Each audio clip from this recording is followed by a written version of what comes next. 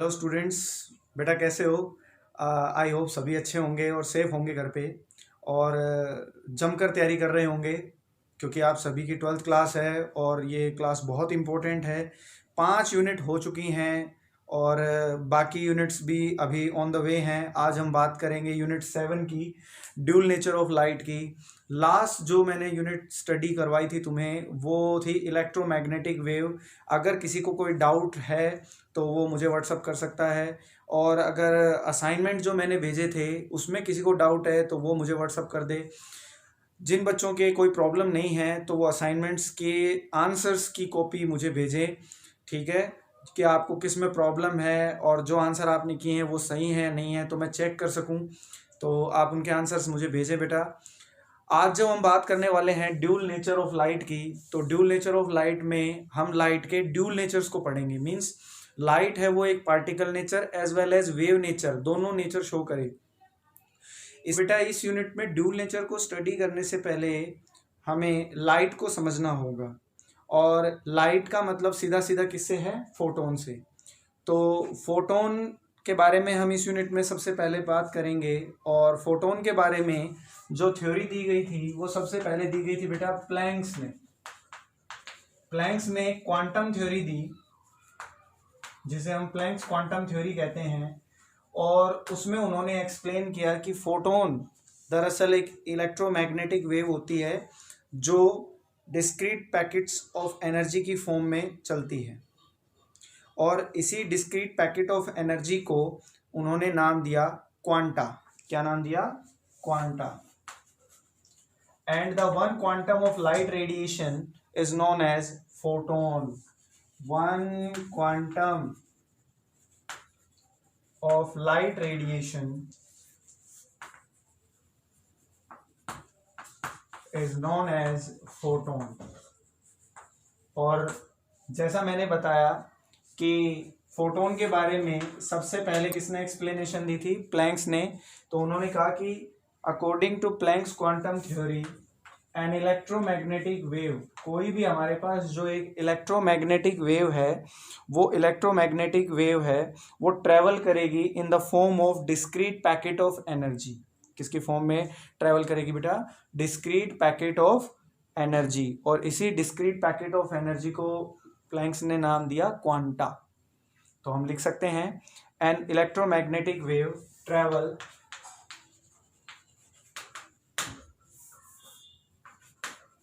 in form of an electromagnetic wave travel in the form of discrete packet of energy, या light energy भी बोल सकते हैं, known as quanta. क्या नाम दिया गया बेटा इसको? Quanta. And the one quantum of light radiation is known as photon. Photons के बारे में हम इसके बारे में स्टडी करेंगे और इसकी प्रॉपर्टीज के बारे में स्टडी करेंगे, लेकिन उससे पहले मैं बता दूं कि इस यूनिट में हम क्या क्या स्टडी करने वाले हैं। ड्यूल नेचर को समझने के लिए हमें लाइट के बिहेवियर को समझना होगा, और जैसे ही हमें लाइट का बिहेवियर क्लियर होगा तो हमें ये पता लग जाएगा कि लाइट है वो एक particle nature as well as wave nature शो कर रही है। पार्टिकल नेचर से क्या समझते हो तुम, और वेव नेचर से हम क्या समझें? क्योंकि वेव नेचर के बारे में तो मोस्ट प्रोबेबिलिटी की कहाँ पर एक्सप्लेन किया गया है? हमारी जो 6 यूनिट है उसके अंदर, वेव ऑप्टिक्स के अंदर, जिसमें ह्यूजन ने ये एक्सप्लेन किया कि लाइट है वो एक वेव की फॉर्म में भी ट्रेवल करती है।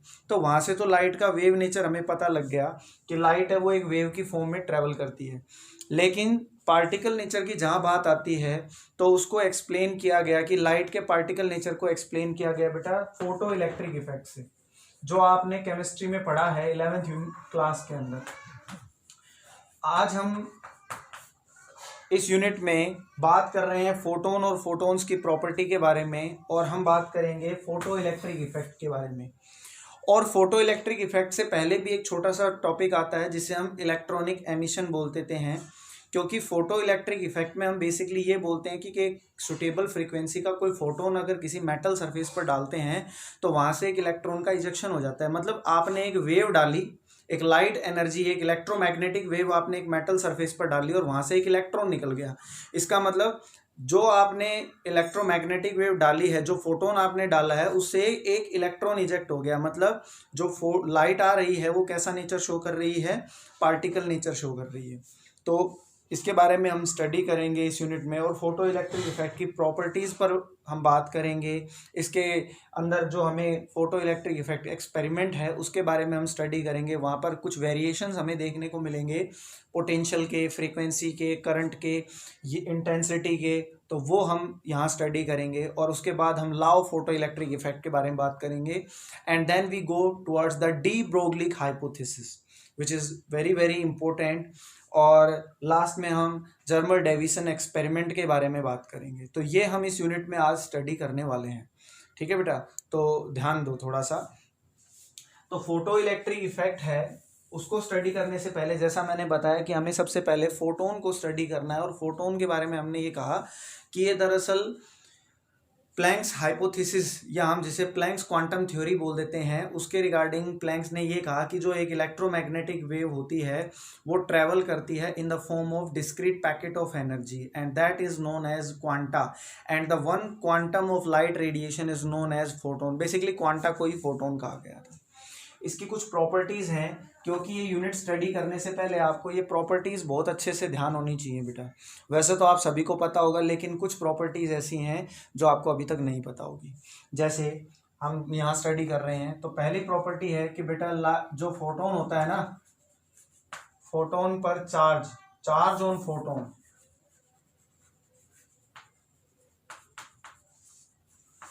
वो होता है बेटा जीरो। फोटोन पर चार्ज कितना होता है? जीरो। ये इसकी पहली प्रॉपर्टी है कि फोटोन पर चार्ज जीरो होता है। दूसरी प्रॉपर्टी जो हम इसमें स्टडी करेंगे, एक बात का ध्यान रखें, क्योंकि मैंने कहा था तुम्हें, ये बात तो हमने पहली यूनिट में ही बात कर ली थी। फर्स्ट यूनिट में मैंने तुम्हें बता दिया था कि फोटोन पर चार्ज कितना होता है? जीरो। ये MCQ में भी आपसे पूछा जा सकता है। प्रॉपर्टीज आपसे MCQ में पूछी जा सकती हैं, तो इस बात का ध्यान रखें। दूसरी प्रॉपर्टी है कि बेटा जो रेस्ट मास होता है ना ऑफ फोटोन, वो हमेशा जीरो होता है। Rest mass of photon is zero, that is, ऐसा क्यों भाई? इसका मतलब ये है such that rest mass of photon is zero, that is photon कभी भी रेस्ट में नहीं होता। इसका मतलब ये है, that is photon can not exist in rest. ठीक है, sorry, can not exist at rest. ये कभी भी रेस्ट पे एग्जिस्ट नहीं करेगा। तीसरी प्रॉपर्टी जो इसकी है वो ये है कि जो एनर्जी होगी फोटोन की,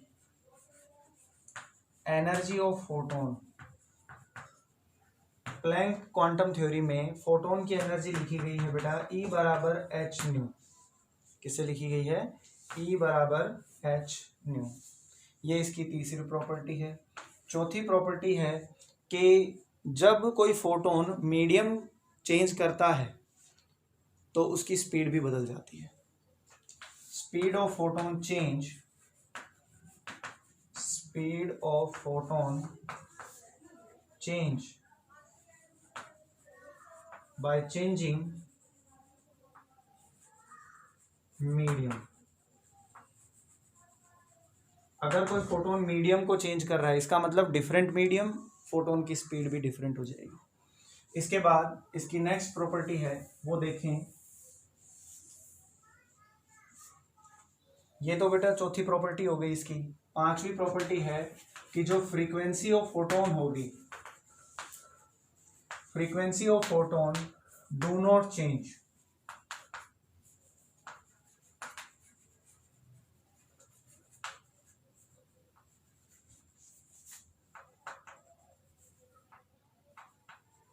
by changing medium। कहने का मतलब है कि आप मीडियम को बदल दो लेकिन फोटोन की फ्रीक्वेंसी नहीं बदलेगी। ये तो हमने 10th क्लास में ही पढ़ लिया था कि रिफ्लेक्शन हो या रिफ्रैक्शन हो, ठीक है, फोटोन की फ्रीक्वेंसी नहीं बदलती है, फ्रीक्वेंसी क्या रहती है? सेम। सिक्स्थ प्रॉपर्टी इसकी क्या है बेटा, वो देखो। जब भी कोई फोटोन है, हम कह रहे हैं कि फोटोन की एनर्जी E बराबर एच न्यू है, तो अगर मैं मास एनर्जी रिलेशनशिप से, या हम कहें मोमेंटम ऑफ फोटोन अगर हम लिखना चाहें, मोमेंटम ऑफ फोटोन किससे लिखा जाएगा? मोमेंटम का फॉर्मूला क्या होता है? Mass into velocity. मोमेंटम क्या होता है बेटा? Mass into velocity. और क्योंकि मैंने बताया कि फोटोन है वो वैक्यूम में, हमें पता है कि इलेक्ट्रोमैग्नेटिक वेव भी फोटोन है, तो वैक्यूम में तो लाइट की स्पीड के साथ ट्रेवल करेंगे और मीडियम में एंटर होते हैं उनकी स्पीड बदल जाती है। इसीलिए हमने कहा कि लाइट की स्पीड है या फोटोन की जो स्पीड है वो मीडियम के साथ बदलती रहती है। तो मोमेंटम ऑफ फोटोन अगर हम बात करें तो मास इनटू वेलोसिटी हो गया। अगर मैं इसको c से मल्टीप्लाई और c से डिवाइड कर दूं तो ये ऊपर क्या बन गया? mc square. mc square is the mass energy relationship that is given by p is equal to e by c, that is the momentum of a photon. ये मोमेंटम हो गया बेटा। इसके बाद इसकी नेक्स्ट प्रॉपर्टी देखो, क्योंकि मुझे ये पता है कि भाई हमारे पास मोमेंटम फोटोन का इतना है और मैंने मास एनर्जी रिलेशनशिप यूज किया है, तो हम फिर से यूज करेंगे यूजिंग मास एनर्जी रिलेशनशिप।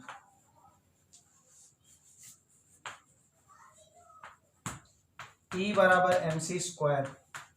क्योंकि मैंने बताया कि फोटोन है उसका रेस्ट मास 0 होता है, इसका मतलब ये है कि फोटोन है वो कभी रेस्ट में एग्जिस्ट नहीं करेगा। तो भाई मास एनर्जी रिलेशनशिप ये कहता है कि E बराबर mc स्क्वायर है हमारे पास। E बराबर क्या है बेटा? mc स्क्वायर है।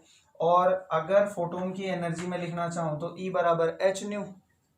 E बराबर क्या हो गया हमारे पास? H nu, that is mc square. यहाँ से अगर मैं मास लिखना चाहूँ तो एक फोटोन का मास यहाँ से निकाल सकते हैं अप्रोक्सीमेटली, लगभग क्या आ जाएगा? m बराबर एच न्यू अपॉन में c स्क्वायर। तो ये हमारे पास कुछ प्रॉपर्टीज थी फोटोन्स की इस ड्यूल नेचर ऑफ लाइट के टॉपिक के अंदर। नेक्स्ट टॉपिक है हमारे पास इलेक्ट्रॉनिक एमिशन। क्योंकि मैंने अभी तुम्हें फोटोन्स और फोटोन्स की प्रॉपर्टी के बारे में बताया, इन प्रॉपर्टी को आपको याद रखना है। कोई एक क्वेश्चन सिंपल सा पूछा जा सकता है।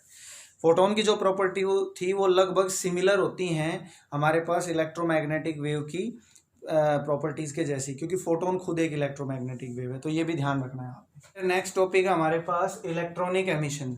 क्या होता है इलेक्ट्रॉनिक एमिशन? इलेक्ट्रॉनिक एमिशन दरअसल वो फिनोमिना होता है जब किसी मेटल सरफेस से किसी इलेक्ट्रॉन का एमिशन हो जाता है, और उसी फिनोमिना को हम इलेक्ट्रॉनिक एमिशन बोल देते हैं। भाई इलेक्ट्रॉनिक एमिशन नाम से ही पता लग रहा है, इलेक्ट्रॉनिक एमिशन मतलब एमिशन हुआ है इलेक्ट्रॉन का। कहाँ से? किसी मेटल सरफेस से। तो इस फिनोमिना को हम इलेक्ट्रॉनिक एमिशन बोल देते हैं जब कोई इलेक्ट्रॉन किसी एक मेटल सरफेस से इजेक्ट हो जाता है। और क्योंकि हमारे पास इलेक्ट्रॉनिक एमिशन कितने टाइप के होते हैं? 4 टाइप के। First is thermo ionic emission, दूसरा है हमारे पास कैथोड एमिशन, तीसरा है हमारे पास फोटो इलेक्ट्रिक एमिशन, और चौथा है बेटा हमारे पास सेकेंडरी एमिशन। तो पहला जो हमारे पास है थर्मो आयनिक एमिशन, उसमें हम कहते हैं कि इलेक्ट्रॉन मेटल सरफेस से इजेक्ट होगा, क्योंकि मेटल्स क्या है? सॉलिड हैं, और सारे के सारे एटम हैं वो क्लोजली बाउंड होते हैं, आपस में बंधे होते हैं मेटालिक बॉन्ड से। ठीक है, मेटल्स की हम बात कर रहे हैं तो मेटालिक बॉन्ड से ही बंधे होंगे। जैसे ही आप उस मेटल को कोई थर्मल एनर्जी प्रोवाइड करोगे तो वो जो मेटालिक बॉन्ड हैं एटम्स के बीच में वो टूटना शुरू होंगे, और जैसे ही बॉन्ड टूटेगा तो वहां से एक इलेक्ट्रॉन का इजेक्शन हो जाएगा due to the thermal energy, या हम कहें due to the excitation of electron. तो थर्मो आयनिक एमिशन की हम बात जब करते हैं तो हम कहते हैं कि भाई इलेक्ट्रॉन का इजेक्शन होगा from the metal surface when we provide the thermal energy. दूसरा हमारे पास कैथोड एमिशन। कैथोड एमिशन में भी हम कहते हैं कि इलेक्ट्रॉन किसी एक मेटल सरफेस से इजेक्ट होगा, लेकिन कब? जब हम उस मेटल को किसी एक्सटर्नल इलेक्ट्रिक फील्ड से कनेक्ट करेंगे। आप जब किसी एक मेटल सरफेस को एक्सटर्नल इलेक्ट्रिक फील्ड से कनेक्ट करते हो और वहां से किसी इलेक्ट्रॉन का इजेक्शन हो जाता है, तो हम कहते हैं कि भाई वो कौन सा एमिशन है? Cathode emission. Photo electric emission नाम से ही पता लग रहा है कि भाई एमिशन होगा इलेक्ट्रॉन का, कब? जब एक सुटेबल फ्रीक्वेंसी का कोई फोटोन उस मेटल सरफेस पर डाला जाएगा। ये हमने 11th क्लास में पढ़ा है, इसी को हम इस यूनिट में ज्यादा स्टडी करेंगे। अगला है हमारे पास सेकेंडरी एमिशन। सेकेंडरी एमिशन क्या होता है, जब किसी एक इलेक्ट्रॉन को किसी मेटल सरफेस से इजेक्ट हो रहा हो, लेकिन कब इजेक्ट हो रहा हो, जब कोई हाई स्पीड का दूसरा इलेक्ट्रॉन उस मेटल सरफेस पर आकर टकराए। Means when a high speed electron is strike on a metal surface and there is a ejection of an electron, that kind of emission of electron is known as secondary emission। तो इनकी आपको बता दिया है definition वगैरह, तो हम इसको लिखें तो बेटा क्या लिखेंगे, इलेक्ट्रॉनिक एमिशन क्या होता है, it is the phenomena in which